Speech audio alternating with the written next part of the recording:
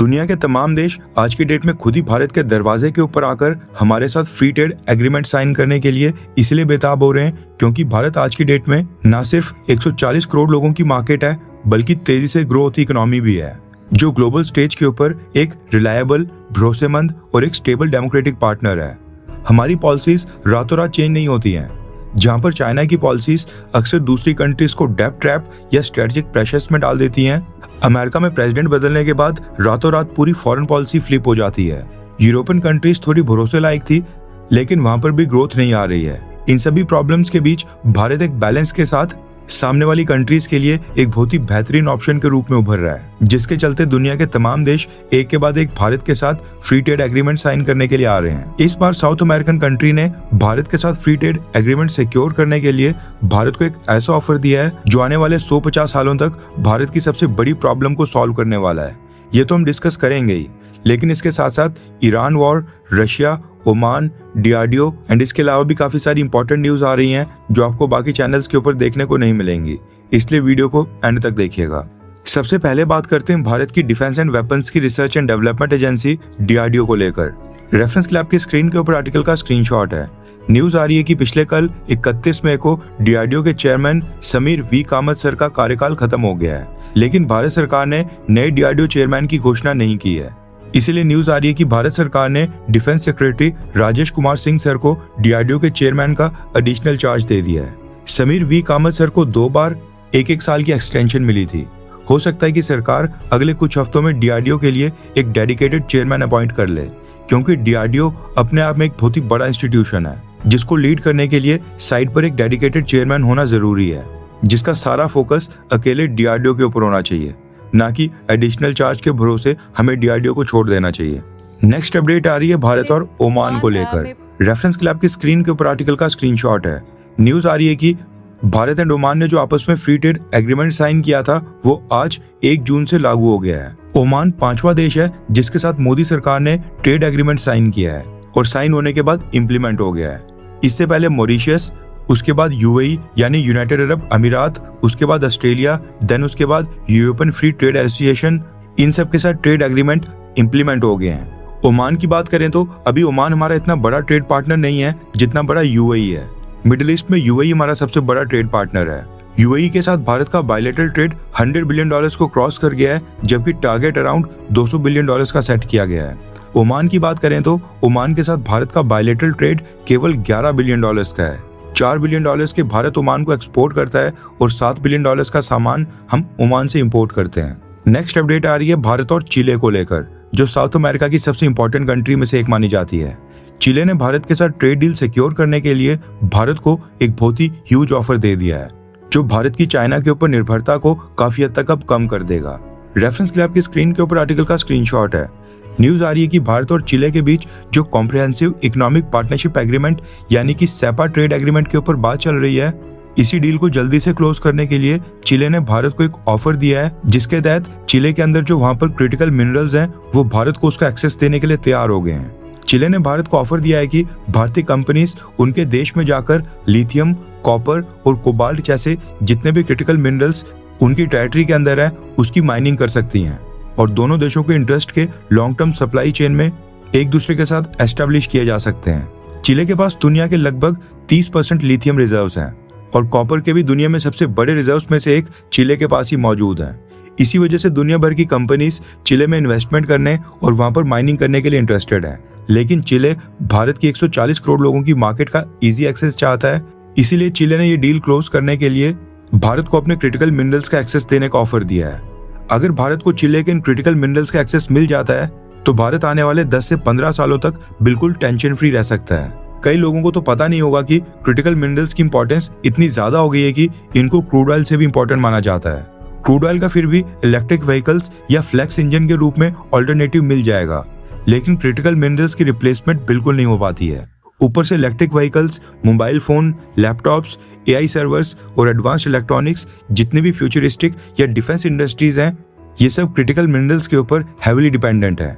इसीलिए कई बार ये कहा जाता है कि जिस देश के पास भी क्रिटिकल मिनरल्स की सप्लाई होगी वही देश फ्यूचर टेक्नोलॉजी और मैन्युफैक्चरिंग की रेस में सबसे आगे रहेगा। अब भारत के लिए ये ऑफर और भी इम्पोर्टेंट है क्योंकि ईवी बैटरी से लेकर mobile phone, semiconductor, chips, solar panels और डिफेंस इलेक्ट्रॉनिक्स तक हर एक इंडस्ट्री में इन क्रिटिकल मिनरल्स की जरूरत भारत को है, जिसके लिए हम चाइना के ऊपर निर्भर हैं और हर साल चाइना से कई बिलियन डॉलर्स के क्रिटिकल मिनरल्स हम चाइना से इंपोर्ट कर रहे हैं।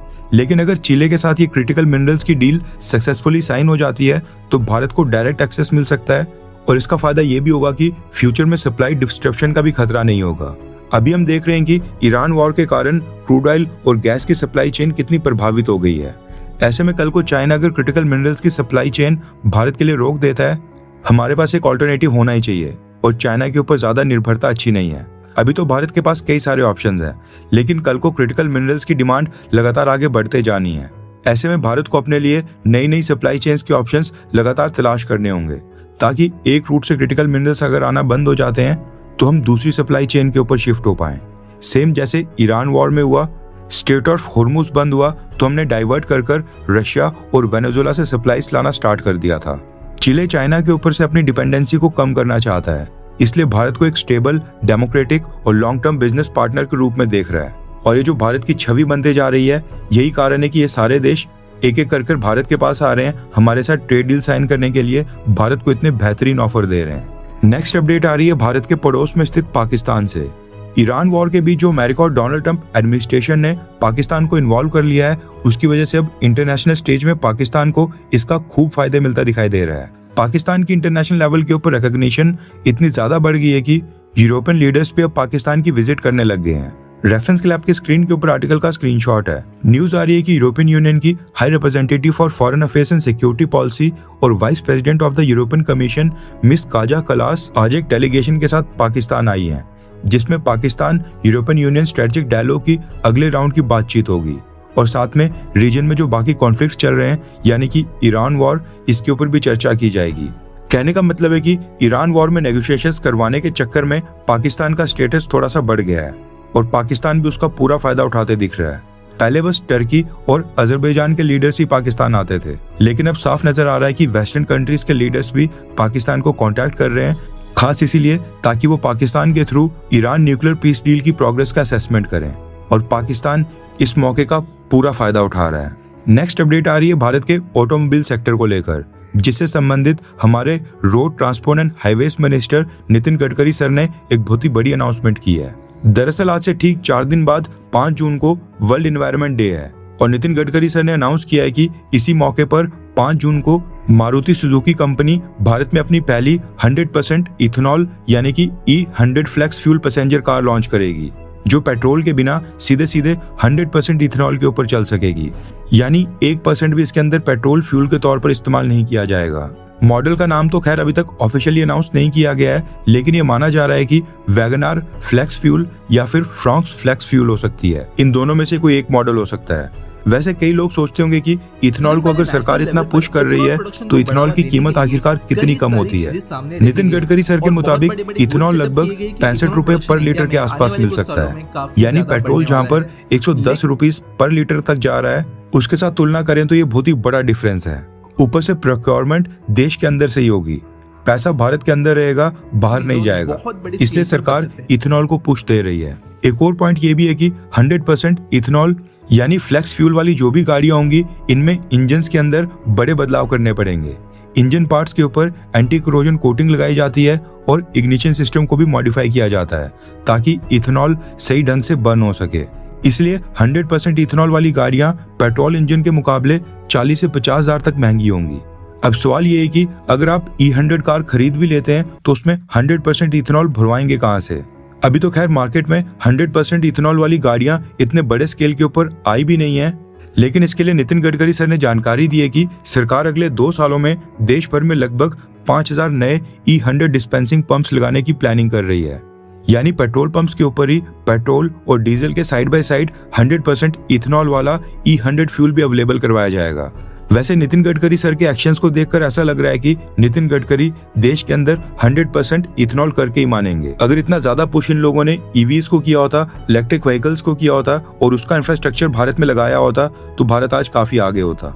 वैसे अगर आपको कोई पूछे कि मोदी सरकार में कौन से मिनिस्टर्स हैं जिनकी परफॉर्मेंस सबसे खराब चल रही है, जो अपने खुद के साथ साथ सरकार को भी बदनाम करने का काम कर रहे हैं और इनको बदलने का समय आ गया है, नीचे कमेंट कर राय बताएंगी आपके अकॉर्डिंग वो कौन सा मिनिस्टर है। 3 ऑप्शंस तो खैर मुझे ही साफ नजर आ रहे हैं, एजुकेशन मिनिस्टर धर्मेंद्र प्रधान, नितिन गडकरी और निर्मला सीतारमण। पिछले कुछ सालों से इनके एक्शंस के कारण इनकी काफी बदनामी हो रही है, जिसकी वजह से सरकार को भी टारगेट किया जा रहा है। अब इनमें से आप किस मिनिस्टर को इनके पद से हटाना चाहेंगे और एक नया मिनिस्टर लाना चाहेंगे? कमेंट कर अपनी राय बताएं।